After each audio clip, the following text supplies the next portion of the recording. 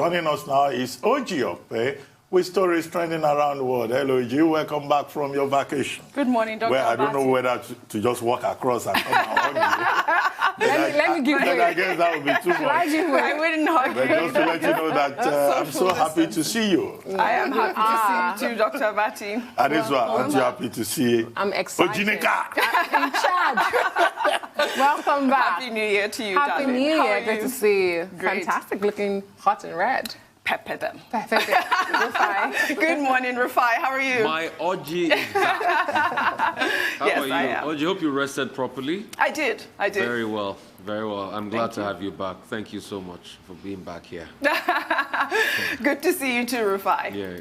Well, good morning to you viewers. On today's What's Trending, we'll be discussing, first, celebrations as officers of the Nigerian Navy jubilate over the replacement of the Chief of Naval Staff, while Nigerians demand the probe of all ex-security chiefs, including the Chief of Army Staff, Lieutenant General Turku Buratai. And then some members of the Lagos Task Force allegedly kill a young man, while the Nigerian police on Tuesday sacked an unmarried pregnant woman. And finally, under sports, it's been 1 year after NBA legend Kobe Bryant's tragic death. Well, let's begin with reactions over the replacement of service chiefs by President Muhammadu Buhari. Nigerians have taken to social media to demand for the probe and trial of the former security chiefs by the International Criminal Court for alleged abuse of office. Many have blamed the service chiefs for several massacres in the country, including the shootings of unarmed protesters at the Lekki toll gate in Lagos in October last year. Well, let's take a tweet from the former governor of Ekiti State, Ayodele Fayose, who wrote, "It's my call to the International Criminal Court and other relevant authorities that tenure of the sacked service chiefs be investigated, most importantly for human rights abuses and extrajudicial killings under their watch and commands." Meanwhile, back at the naval base, a new video has circulated showing officers celebrating the appointment of the new Chief of Naval Staff, Rear Admiral A.Z. Gamble. Let's take a look.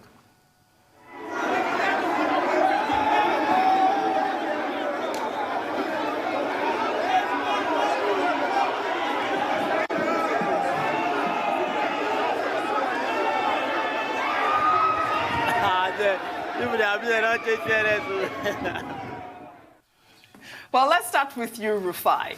I don't know about this celebration. I don't know if the Naval Code of Conduct will allow this type of celebration, but I guess as they say in Africa, a new broom sweeps clean. I mean, it shows the kind of person, I've not met Mr. Gambo himself, but it shows the kind of person he is when people celebrate that way, you know, about you. And it speaks volumes. And I think the volumes you speak can be investigated.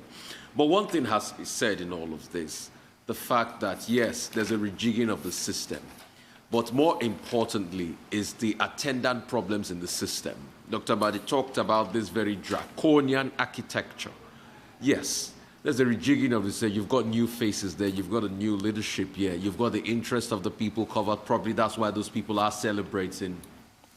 But the truth has to be said. If it's the same things we did before, and we hope will change the war against insurgency overnight, then we're wrong. I think it was Albert Einstein that put it succinctly, that doing something over and over again and expecting different results is a classical definition of insanity. So is this going to, bring about new weaponry for them? Is this going to help them? Is it going to improve their welfare and the likes? Only time will tell. But that celebration speaks volumes, really. And you see, every word said is pregnant. Every action is pregnant. I think it was somebody that said, a picture is worth more than 1,000 words. We didn't hear them say words in that, but the picture we saw of the fury and the celebration, that man punching his fist in the air in celebration, speaks 1,000 words. The 1,000 words might be around welfare. The 1,000 words might be around the interests of the officers. The 1,000 words might be around the administrative conduct. It speaks volumes. We might not be able to put a finger on all of them, but we should all look inwards and ensure that any position you take in this world, remember, it's temporary. At some point, as they brought in Mr. Gambo today and other service chiefs, he too will leave someday. what would they say about him when he leaves? That should be our priority. And I think Dr. Abati said this very succinctly. They are not chiefs. It's only ceremonial chiefs in various lands across Nigeria that feel they're going to be there forever.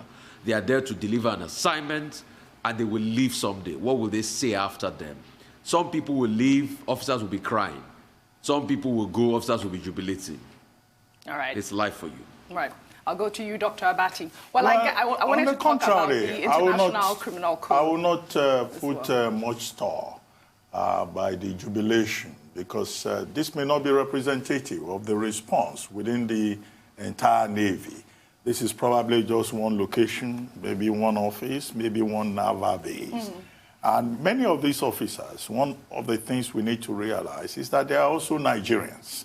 And the popular opinion out there is that these service chiefs have overstayed their welcome and that they should be changed. And it is not impossible that people in uniform will also share the same sentiments, not necessarily because of their personal feelings about the leadership, but because that is the dominant perception. I'm sure there will still be some persons, even within the Navy, who may not be happy that Air Vice Marshal Ibok is leaving, and there will be persons who may not be too excited that Air Vice Marshal Awa Gambo is coming in. But generally, human beings like change, and we've seen many examples like that in Nigeria here, where people jubilate about change, only for them to be confronted with new realities and to discover that the change that they welcome with so much enthusiasm is not really what they expect it to be. But for us, as Nigerians, what we expect from the Navy, from the Army, from the Air Force, is that, look, the new leadership would be able to ensure greater performance on the part of the officers and also the rank and file in the overall best interest of Nigeria. That is the expectation, I guess, of the Commander-in-Chief of the Armed Forces, and also the expectations of the average Nigerian, that all the forces will work together with other stakeholders to ensure greater security in Nigeria. You raised the point about the governor of Ekiti State, right, and also the PDP, in a statement, asking for the former governor of Ekiti State, Fayose, asking that the former service chiefs should be probed. That in itself is an expression of the kind of sentiments that people had. That, okay, these service chiefs, the presidency repeatedly said they were given resources. Why couldn't they do much with the resources? Some other commentators are saying they were guilty of human rights abuses, they were extrajudicial killings, and they should be reported to the International Criminal Court at The Hague. Well, the International Criminal Court at The Hague and the UN body on human rights have carried out investigations in Nigeria. But I do not think that, it's something that we should personalize. As I said earlier on this program, if there are persons who have any issues with the retiring service chiefs, they can approach the appropriate quarters. But that should not be the priority, probing them. The issue should be about security reform, rejigging the security architecture. How do we ensure security and address the challenges of banditry and kidnapping? So that in about a year's time, perhaps, we can turn around and say, oh, President Buhari took a good decision, appointed the right persons. Maybe not when the people wanted, but at least this new set, they've been able to make a difference. Because, as we have said, there will be key performance indicators. And that's why I made the point that these new service chiefs should focus more on serving the people and not taking their new position as chieftaincy titles. We'll take a break. When we return, what's trending with Ojinika Okpe. We'll continue.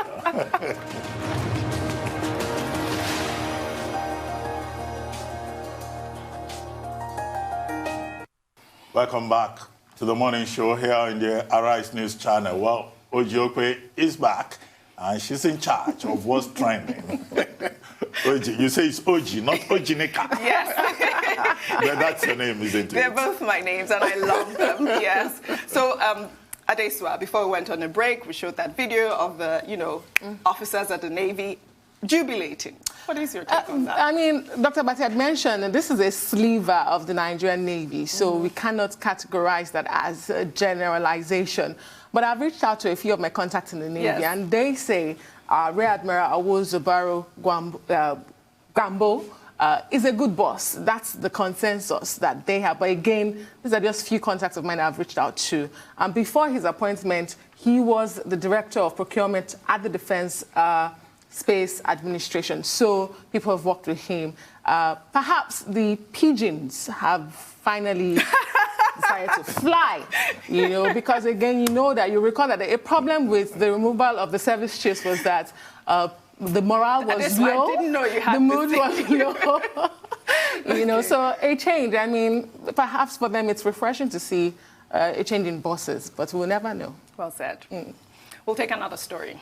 There's been outrage after the Nigerian Police Force sacked an unmarried corporal identified as Olajide Omobola for getting pregnant in Ekiti State, southwest of Nigeria.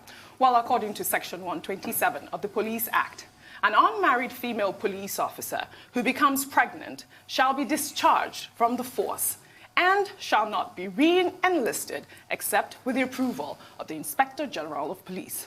However, the amended Police Act, which was signed into law by President Muhammadu Buhari in September 2020, had no similar part for unmarried men in the police. Ms. Olajide, after being discharged, was asked to relay her dismissal to the Integrated Personnel and Payroll Information System to ensure that her salary is stopped. I mean, this is outrageous. Adeswa, when I saw this story, I couldn't believe that they had this act, they had this particular rule in the bill. I mean, what happened? I thought they were actually changing a lot of policies in that Police Act that had not been amended for years. And then we see this same archaic rule for women. What's going on, Adeswa? Well, apparently that section, that part of the Police Reform Act has been repealed and signed into law by President Muhammadu Buhari. So it is scandalous. It is an embarrassment that the police is not aware that their own Reform Act has been repealed. And, you know, that leaves little or nothing to be excited or optimistic about the reforms that this law is supposed to bring about in efficient policing, better policing. But it speaks to the larger society. It's the ills of the patriarchal society we live in, where women are discriminated against, they are, you know, relegated. Before the repeal of that law, you had indiscriminate sections against gender regarding, in fact, employment, deployment, marriage, childbearing. There are so many outrageous laws against the Nigerian police women. So it's good to see that it has been repealed. And again, it's an embarrassment that the police doesn't know that. She demands... I cannot believe She this. should demand a public apology from the Nigerian police. She should be recalled and reinstated. Dr. Bati, your take on the story? Well, what we're dealing with is a whole body of gender discriminatory laws which need to be reviewed. And it's not just the police, it's service-wide, it's country-wide. Women are discriminated against in Nigeria routinely on every count just for reasons of gender. And that in itself violates the Constitution, because the Constitution does not permit any form of discrimination on the basis of gender, religion, ethnicity, geography, or the circumstances of birth. And now what we have seen with the police is just an illustration. You made a point that Section 127 of the Police Act has already been repealed in the new act that was signed by President Muhammadu Buhari in September 2020. But the argument we're told is that, you know, the police hierarchy is resisting it because it's not yet been gazetted. Gazetting a particular law is just an administrative process. The Police Act 2020 stands. And to that extent, Corporal Omolola has a strong basis to seek redress. She has two options. One of the options is to petition the Inspector General of Police, who has the powers to reinstate her accordingly. And I hope that the Inspector General of Police will exercise, you know, his powers of discretion in that regard. If not, she can go to court and insist on her rights. But it's not just the police, as I said. In August 2020, You recall that there was a female soldier who was raped somewhere, I think, in Osun State. Now, the lady was dismissed from the military because as a result of the rape, she got pregnant. Now, if you look at the NDLA order of 2002, Article 5, subsection 1 of it, it says that a pregnant woman or an unmarried woman, a married woman, is not allowed to join the Nigerian Drug Law Enforcement Agency. And if you join the NDLA, you are not allowed to marry for 2 years, you know, after you have been recruited. If you look at our labor laws, Section 55, subsection 1, says that women cannot do night duty, except if you are a nurse or if you are a woman in a management position. It makes exception for nurses. If you look at the section on citizenship, a Nigerian woman cannot confer citizenship on her husband. Only a man, you know, can, if you marry a foreigner, that foreigner can also automatically be given Nigerian citizenship. But if you are a woman, no, your husband is not allowed to be identified as a Nigerian. So a lot of discrimination against women. Even the language of the Constitution itself is a masculine language. Yes. So we need to do a lot in terms of reform, including even the laws on rape. A husband in Nigeria cannot rape his wife. Unacceptable. Because a woman is regarded as a property, as a chattel belonging to the husband. So this is the kind of thing that you find, and we need advocacy at all levels to say women are equal partners. They should not be discriminated against. Before I come to you, Rufai, we'll take our final story under sports. It's been a year since Lakers legend Kobe Bryant and his 13-year-old daughter, Gianna, died in a helicopter crash in California, along with 7 others. Vanessa Bryant, wife of the late legend, took to social media on Tuesday to express her grief. She said losing Kobe and Gianna still doesn't feel real, even after a year. While many in the sports world are still grieving, here's a brief tribute to the man who is admired by many. It's like I feel empty inside without you. Me and Biggie's situation is smaller than that. Me and Biggie's situation is like...